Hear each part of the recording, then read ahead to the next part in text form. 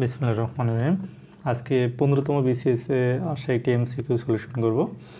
এখানে দেওয়া আছে a = 1, b = -1, c = 2 এবং d = -2 হলে a minus into minus B minus into minus C minus into minus D এর মান কত?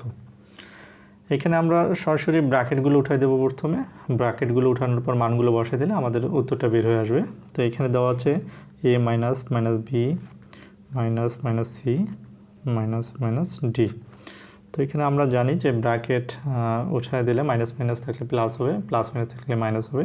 তাহলে a মাইনাস ব্র্যাকেটের ভিতরে minus minus minus plus B same minus এবং ব্র্যাকেটের ভিতরে minus minus minus plus C হবে এবং এখানে মাইনাস মাইনাস প্লাস ডি হবে। এখন আমরা মানগুলো বসাই দিলে আমাদের উত্তর বের হয়ে আসবে। এর মান দেওয়া আছে 1 প্লাস বির মান দেওয়া আছে -1 প্লাস সির মান দেওয়া আছে 2 প্লাস ডির মান দেওয়া আছে -2। তাহলে আবার আমরা ব্র্যাকেটগুলো উঠাই দেব যে 1 এখানে প্লাস এবং ব্র্যাকেটের ভিতরে minus plus minus -1 plus 2 plus minus -2। এখানে প্লাসের 1 এবং মাইনাসের 1 কাটা যাবে এবং প্লাসের 2 মাইনাসের 2 কাটা গেলে থাকবে 0। তাহলে উত্তর আমাদের ক হবে 0।